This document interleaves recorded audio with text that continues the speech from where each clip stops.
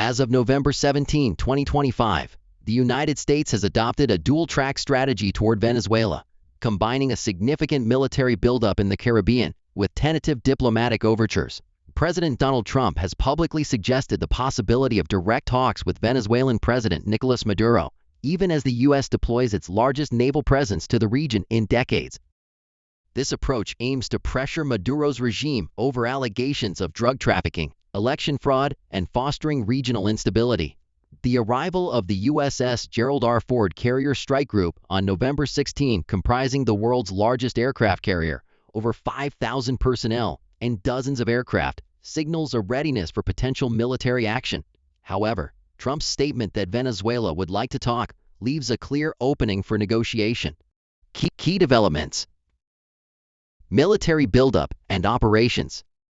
The U.S. Southern Command, SOUTHCOM, is overseeing a substantial force, including approximately 12 Navy warships, a nuclear-powered submarine, B-52 bombers, and Reaper drones.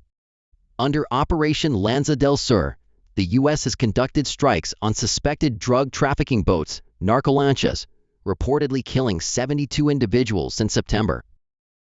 The Trump administration is preparing to designate the Venezuelan military-linked Cartel de los Soles as a foreign terrorist organization by November 24, which would enable broader legal and military actions against the group and its supporters.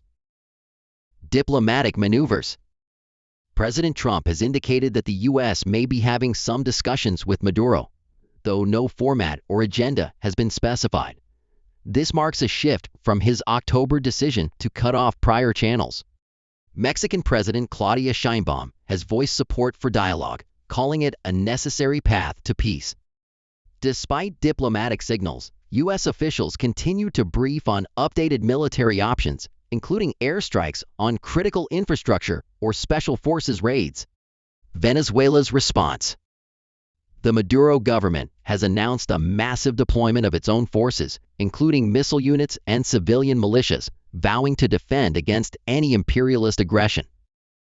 While Attorney General Tarek William Saab has accused Trump of plotting regime change, he has also reiterated Venezuela's readiness for dialogue. Reactions within Venezuela are mixed. Some opposition figures welcome the potential for a peace breakthrough, while exiles abroad advocate for a harder line. Broader context and implications. Strategic goals. The administration frames the escalation as a necessary response to drug flows and migration crises. However, many analysts view it as a high-pressure campaign intended to force Maduro from power, echoing failed efforts in 2019. Regional and global risks. The situation carries a high risk of regional spillover, including refugee surges into neighboring Colombia and Brazil.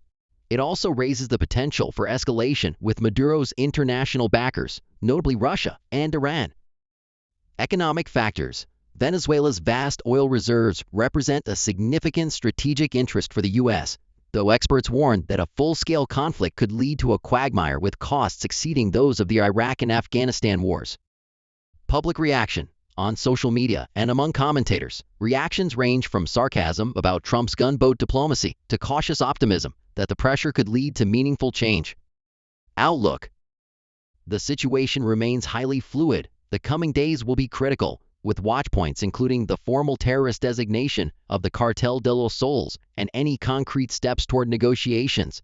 A move toward military invasion would likely provoke global backlash and significant instability, while a successful diplomatic resolution could reshape U.S.-Latin American relations